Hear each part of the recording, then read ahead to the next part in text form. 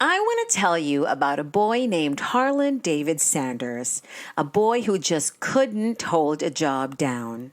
After dropping out of seventh grade and running away from home, he went to live and work on a farm. Now, throughout his life, he became very many things. He was a steam engine stoker, an insurance salesman, a fireman, and a blacksmith's helper. Eventually, he studied and practiced law for a few years. And, well, he thought that was going to go well for him. But unfortunately, he just could not stop getting into fights and brawls, even while he was in the courtroom. That essentially ended his law career. However, it seems that Harlan would find his calling in fried chicken. After a few years of running a roadside restaurant and a bunch of other misadventures, which of course includes a shootout with his main competition, he finally developed his secret recipe and at the age of 62 years old sold his very first franchise, a restaurant you all know today as KFC. Harlan, or as we all know him as Colonel Sanders, is now a household name. But for most of his life, he was just okay. And that's okay.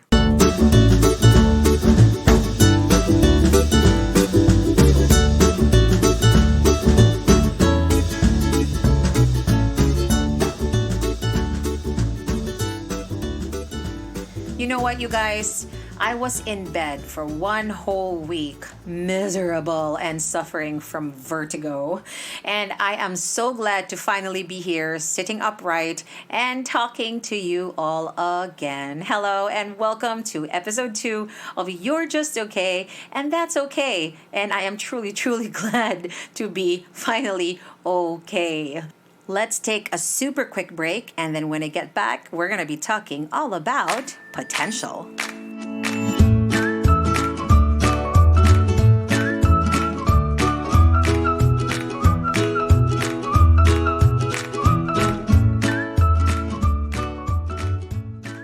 When I was in high school, one of our custodians came up to me and said 6 words that I've replayed in my head a million times throughout the years. He said to me in Tagalog, "Alam mo, ikaw yung manok ko." In other words, he was saying that his bet was on me. I don't remember what I said in reply. Honestly, I don't even remember his name. But the look on his face when he said that, just so much pride and expectation, is something that I think I'll carry with me for a long time. Potential is such a volatile word. Potential. Possibility. What could be? I've honestly hated the phrase, "you've got so much potential," for a long time. Because it's like you can never tell if the person saying it believes that you're going to fulfill said potential. It's like they're laying a blanket of expectation on your shoulders and saying, "it's all up to you now." And let me tell you, nothing has kept me up late at night quite as successfully as the question, have I fulfilled my damn potential? So, of course, when a burden is too heavy to bear, what do? You share it with friends.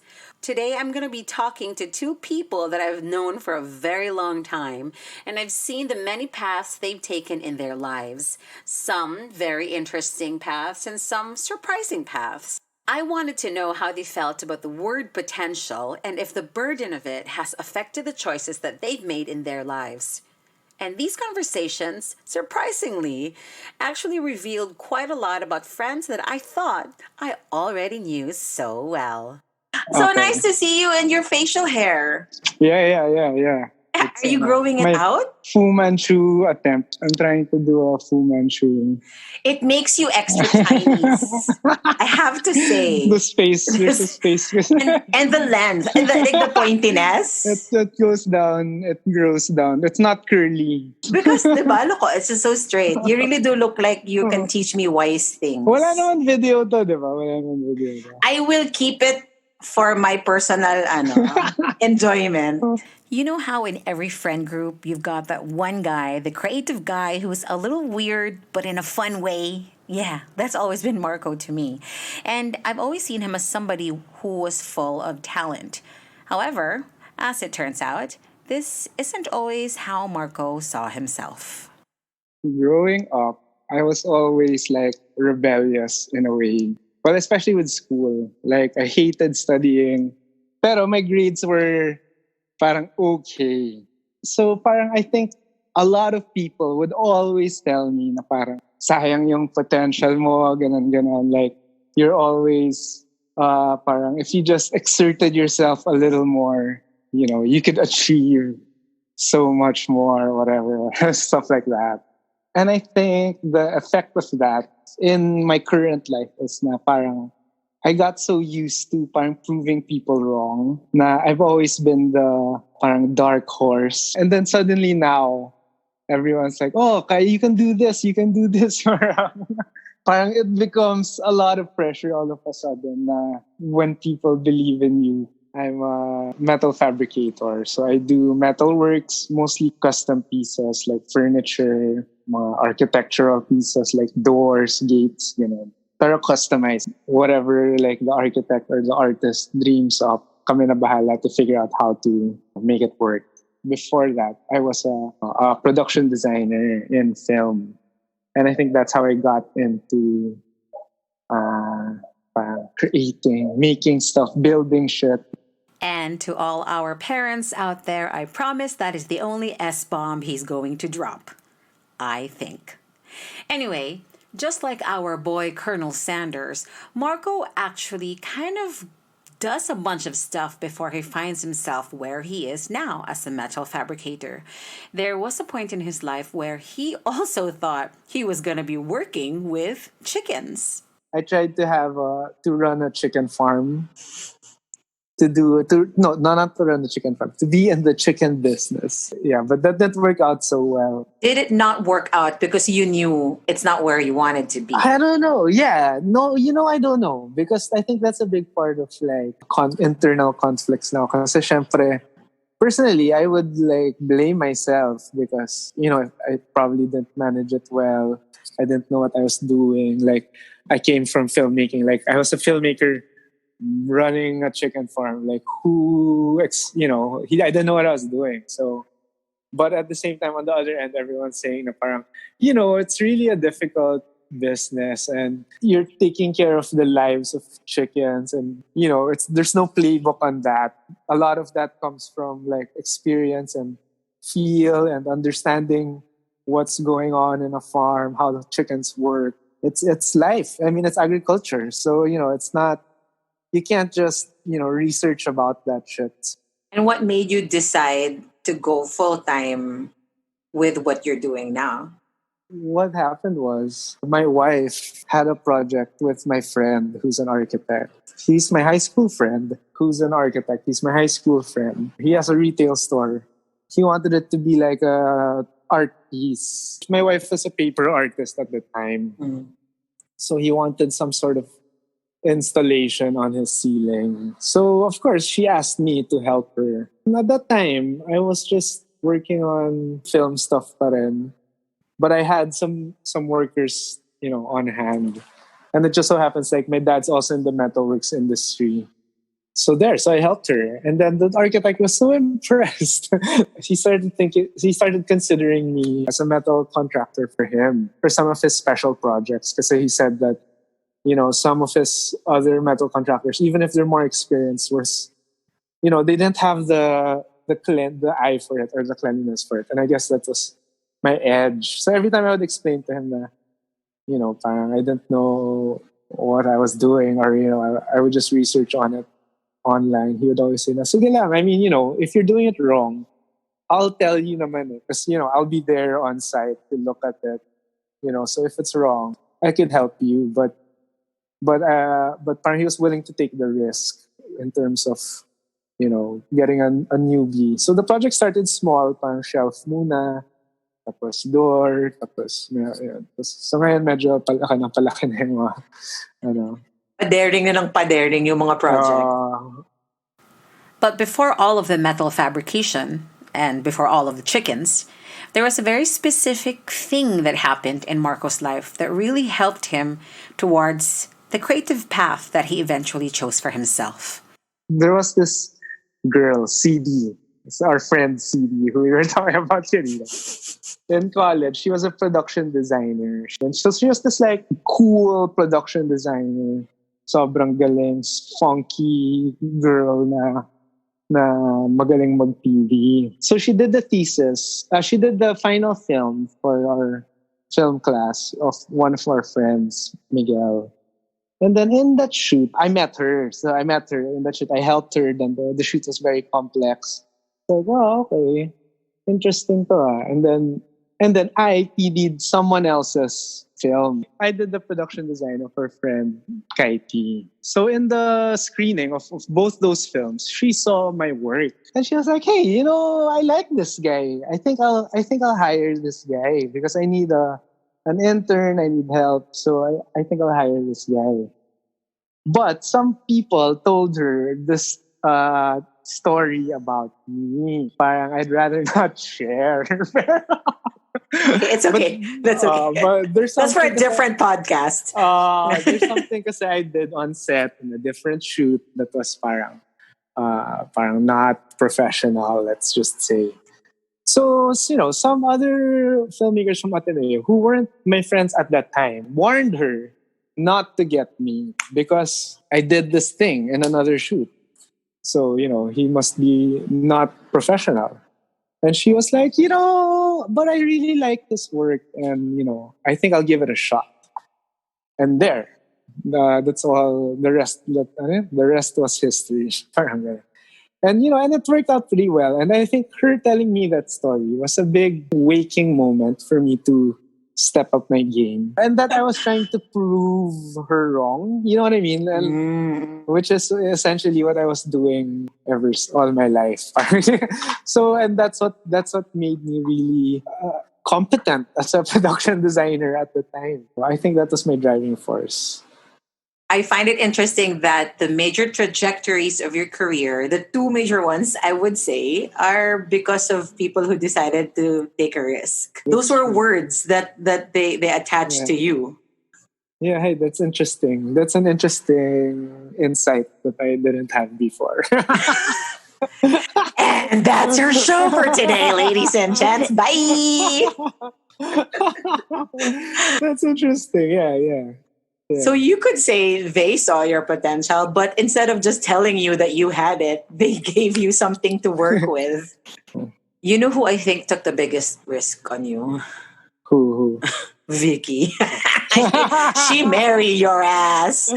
Now let's take a break from Marco's story and head on over to Kaity's condo, where she was living a peaceful life with her husband and her beautiful little months-old daughter before I so very rudely asked her some deeply personal questions.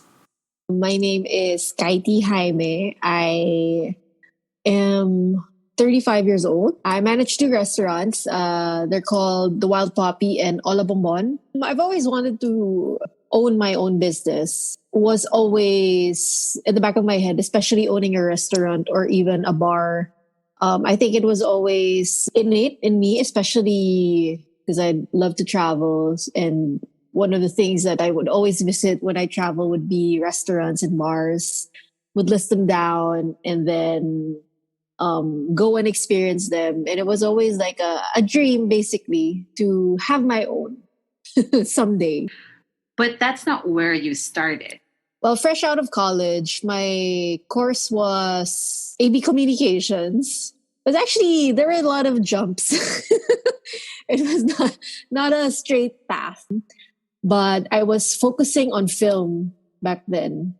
I was joining a lot of shoots, music video shoots, short film shoots here and there. But I felt that it wasn't something that could be sustainable for me. So eventually I moved on to advertising. And then throughout my life in advertising, I met a lot of creative folks because you always work with a lot of photographers, directors, and whatnot. During the time, I became really interested in photography. And, but advertising is a very stressful world. So it's always good to have some sort of hobby on the side to keep you sane. So that's what photography became for me. came to a point that a lot of my office mates would actually say, na, yeah, why don't you, pursue your photography? You're really good at it. I took some short courses here and there. But then an office mate of mine just gave this idea of, hey, let's go to London. Let's go to London, take a few classes, come back and see what happens. After working for a few years in advertising, I took a risk, took some classes in London and flew there. And yeah, that's what happened. But Yeah. what was the push talaga that shifted you from hobby into, yeah, you know what, I'll go do this? What was the thing that tipped you over to the other side? The stress of advertising. Eventually, I think when you're in your mid-20s, actually early 20s, that's Ah, really, I think, a very emotional time.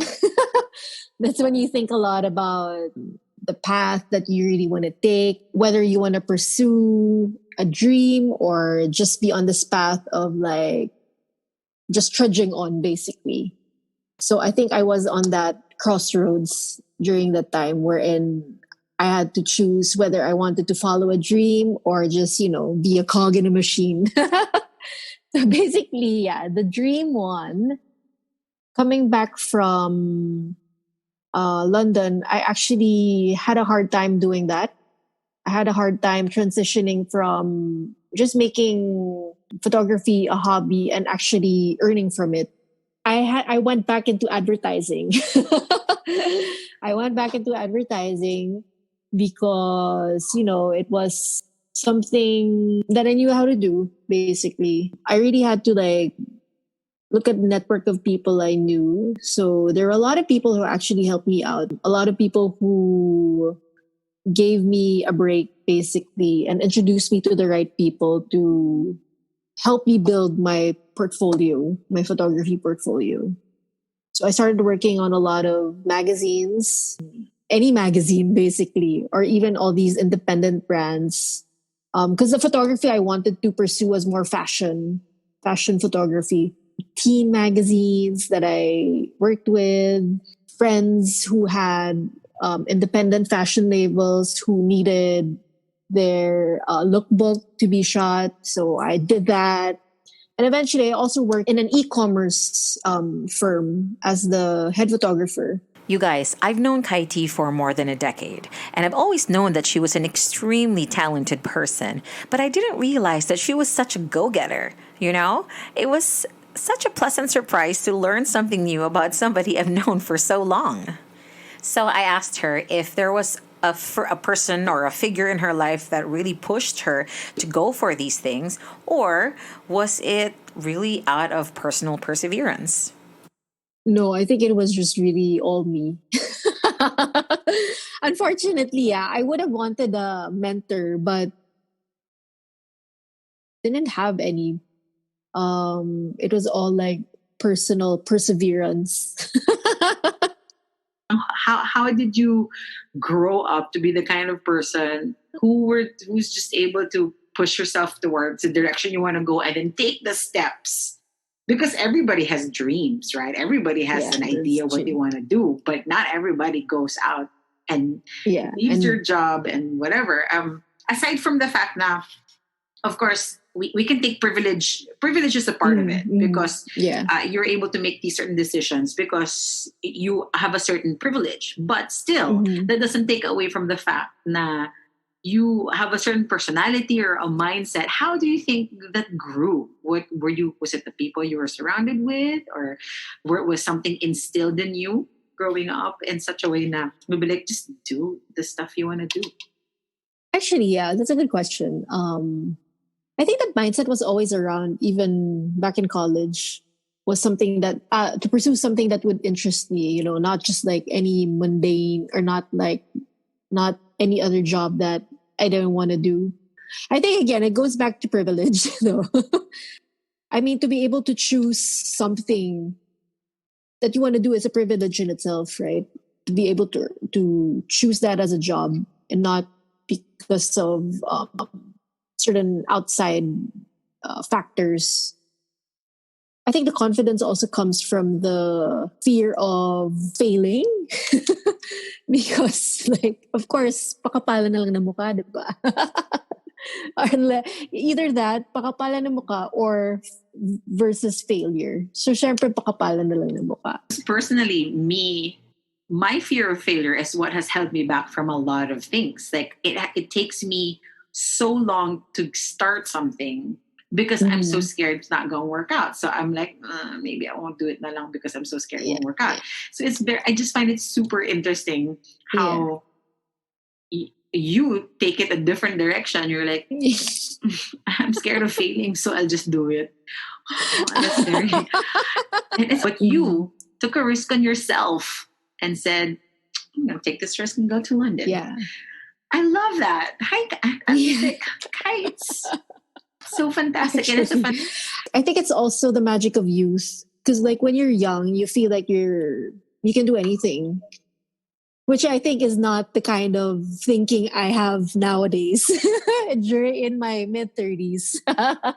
As I mentioned, I think youth really plays a big part in being able to follow your dreams. Because when you're young, you only have yourself. Like, you don't have a family. You're not married in your early 20s, right? So you're free basically to do whatever you want. And I think that was what happened to me. So there's like no strings attached, no one holding you back. So that was like really the best time to do whatever, all the things that it's the best time to make your dreams come true, basically. I feel it. Because you're untethered. You're really untethered you're not tethered by anything. Responsibility. On the flip side, has anyone ever told you they didn't think you could do something? And how did you react to that? Actually, no. I don't think I have anyone that negative in my life. If I did, I don't think I'd be friends or like still be, in contact with them. All right, you hear that, kids? No negative voices. Away with the naysayers and other people who will keep you from taking that leap. So how did Kaity take that leap from photography into entrepreneurship? I was still working in one of those e-commerce firms, but then what happened was it closed down. So I think that was another reason why I moved towards a different trajectory again of being an entrepreneur, because sometimes you're left with no decision, right? You don't have any job. So maybe, okay, this is probably the best time to pivot basically and continue or like start another dream. And that was when the entrepreneurship thing happened. But the thing about me, parang sometimes planning ahead isn't really what I do best. Sometimes you just dive in and hope for the best. So I think this time, I haven't really planned for what's to come in case those businesses fail. But I'm really hoping, just like trying to keep positive and really hoping that there's a silver lining there. And then, You raised a really interesting point. So you're not the kind of person who really looks at, what it could be in the future. You're more of this is a present time. Do you think that has made it easier for you to dive into, taking these risks because you're just like, I'm just going to look at this, what's in front of me right now and worry about the rest later? Yeah, I think so. For sure. I think so, yeah. Which I think is also bad, right? Sometimes, being prepared also works wonders, but I think that's not in my personality to be that fully prepared, which is sad. You know what? It's worked out so far. I don't think it's sad. I guess, think, yeah. diba? I mean, you wouldn't be here if you didn't try. Yeah, I get. Yeah, I suppose that's true. Yeah. I think that might be the main difference. You're not anxious about what could be because who knows what could be, you know? Actually, yeah. Mali ba natin, di ba? Could go either way. Yeah. So might as well take the risk. That's such an interesting thing about you that I never really quite put my finger on. My main takeaway from all of this would be that there's no one way to do anything. There's no one way to fulfill that quote unquote potential that you feel so heavily on your back. You can choose your own path, you can divert, you can change directions, you can pause and get back to it eventually, and then make the most of what you have wherever you are. Before we end, I'll let you hear a little something from my youngest interviewee yet, my 6-year-old son. Hi. Hi. Do you know what you want to be when you grow up? Yes. What do you want to be? A scientist. What kind of scientist? A one that makes robots. Really? Yep. What's the coolest robot you can think of? All of them. All of the robots are cool? Even the Yes. ones that automatically vacuum mommy's floor? Yep. What do you need to do now to become a scientist? Go to school and learn. Learn what? Learn being a scientist. Do you think you need to do something now so you'll be a scientist in the future? I think so. What? I think I should do it. Do what? I don't know. Well, that's okay. Do you know that it's okay to not know? Yes. What do you need from mommy so that mommy can help you be a scientist in the future? Learn. Help me learn. Help you learn? Will you listen to me when we do your homework then? Yes. So I guess that means you gotta do a lot of homework, huh? Yes. Yeah. Yeah. Do you believe you're gonna be a scientist? Yes. Do you believe that I believe you're gonna be a scientist? Yes. All right, Mr. Scientist. I'll talk to you next time. Okay. Bye. Bye. Love you. Love you. Ano na, Seth? Yeah.